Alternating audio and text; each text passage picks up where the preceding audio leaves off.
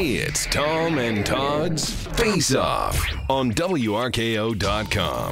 Brought to you by Chamonix, the science of beautiful skin. Do I dare say it? The Red Sox. The Red Sox are heating up. You know what? I'm a little nervous to say it, so you know who's always hot? Tom and Todd, WRKO.com. It seems that the Elizabeth Warren strategy is to double down on the Indian ancestry and not shy away. Is this a smart move? Well, I'm not sure how smart it is, but it's a necessary one. There is no other option available to her. The only other option is to acknowledge what I think most people have concluded. She reaches back and says there's some kind of Cherokee heritage in order to assist her professionally. That's the reality that most people have absorbed, that she was playing a game in and around the affirmative action quota stuff that has become a hallmark of American society. And it bothers people no end, particularly when you look at really the life that Elizabeth Warren has led. It's a pretty charmed life. Here's what I think the real question is. When she gets up on her horse, does she ride like a John Wayne-style cowboy with one leg on each side? You know, like you would expect a woman of this era to do it. Or is she riding side saddle? You know, that squaw-like, inferior position. I wonder how she's going to handle that at her next press conference when she comes riding up. I can't wait to see. The Amateur, the new book by Edward Klein, is giving new insight into the Obama administration. There's Michelle Obama versus Oprah, the Kennedy clan versus Obama, and Bill Clinton and Hillary versus Obama. What is the best storyline? Oh, it's also wonderful. I love this book. It's called The Amateur, but it seems like Obama's a professional at making all the high-level people who supported him last time really hate him now. Caroline Kennedy calls him a liar. Bill Clinton calls him, you probably can't repeat it.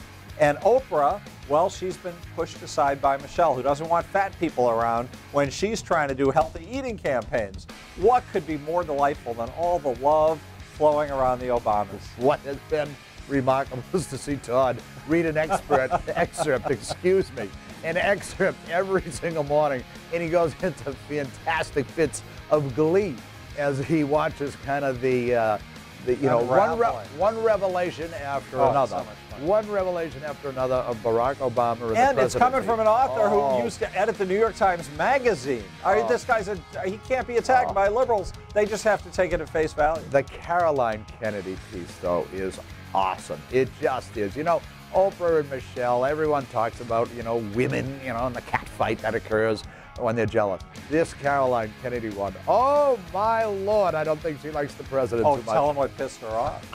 When they started to compare Michelle to Jackie, that was more. That was Caroline. That was an odious. Odious is the word. An odious comparison. Odious. That could be the new word for the Obama re-election campaign after Forward loses its panache.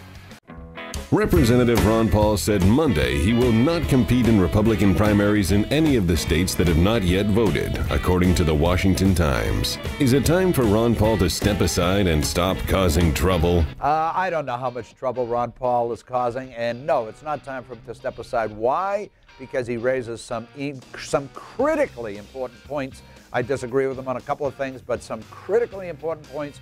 He wants to have influence. Who doesn't want to have influence? He's working for it.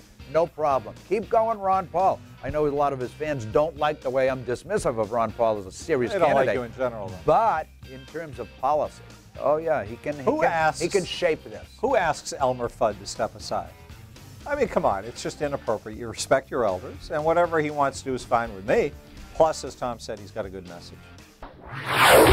All right, take 45 on the close. That's it for today. Hope you enjoyed it, and I hope the battery works this time. It's Tom and Todd's Face Off, WRKO.com.